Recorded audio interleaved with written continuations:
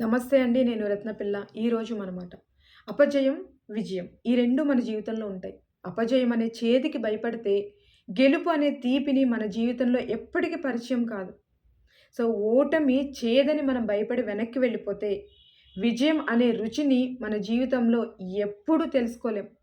కాబట్టి అపజయం అనే ఈ మాట చాలామంది భయపడుతూ మనల్ని మనం వెనక్కి తగ్గిపోతూ ఉంటాం. ఓటమొచ్చేస్తదేమో, మనం చేసే ప్రతి ప్రయత్నం వృధా అయిపోతుందేమో, మనల్ని చూసి ఇతరులు నవ్వుతారేమో. సో, ఈ భయాలనేవి ఎంతోమంది కలల్ని మొదట్లోనే అంటే స్టార్టింగ్‌లోనే చంపేస్తున్నాయి అని చెప్పుకోవచ్చు. మనం చంపేసుకుంటున్నామనే చెప్పుకోవచ్చు. మన జీవితంలో ప్రయత్నించక ముందే ఓడిపోయే వాళ్ళు చాలా ఎక్కువ.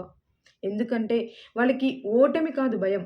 ఓటమి వల్ల వచ్చే బాధ ఎక్కువ భయాన్ని కలిగిస్తది. కానీ నిజం ఏంటంటే, ఓడిపోకుండా అసలు గెలిచిన ఒక్క వ్యక్తి కూడా అంటే ఈ సొసైటీలో ఒక మనిషి కూడా ఈ లోకంలో లేడు అని చెప్పుకుంటాం. నిజం అది. అపజయం అనే చేదుకి భయపడితేనే గెలుపు అనే రుచిని మన జీవితంలోకి తెచ్చుకోవచ్చు.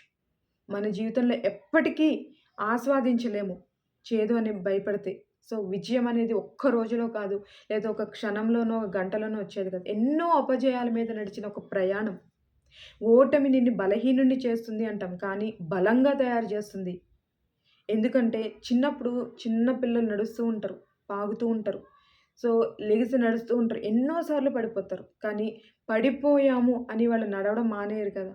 సో, ఒక్కొక్క రోజుకి, 2 రోజులకి ఖచ్చితంగా వాళ్ళు లేసి నడుస్తారు. అది ఓటమి కాదు. నడవడం నేర్చుకోవడంలో ఒక భాగం. అలాగే మనం కూడా ఓటమి కాదు. అది గెలవడంలో ఒక ఉత్తేజం.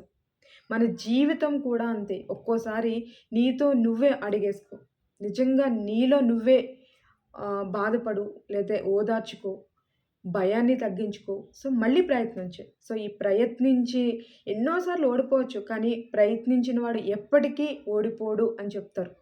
సో, కాబట్టి ఖచ్చితంగా ఒక ప్రయత్నం అనేది చేద్దాం. అపజయం నిన్ను ఆపడానికి కాదు, నిన్ను ముందుకు నడిపించడానికి అని మనలో మనం అనుకుంటే, దాన్ని గుర్తుపెట్టుకుంటే ఖచ్చితంగా విజయం అనేది సొంతమవుతుంది. అపజయాన్ని అనే చేదుకి మనం భయపడిపోతే, గెలుపు అనే రుచిని ఎప్పటికీ కూడా మనం ఆస్వాదించలేం. కాబట్టి ఈరోజు ఓడిపోయినా పర్వాలేదు. కానీ రేపు ఖచ్చితంగా గెలుస్తాం. ప్రయత్నం అనేది ఎప్పటికీ ఆగిపోకూడదు. గెలుపు అనేది ఒక రోజులో వచ్చేది కాదు. నీ విజయం, నీ ధైర్యాన్ని, నీ బలాన్ని నీకు పెంచి, ఆ విజయం కోసం ఎదురు చూసేలా నీ ఆత్మవిశ్వాసాన్ని ముందుకు నడిపించు.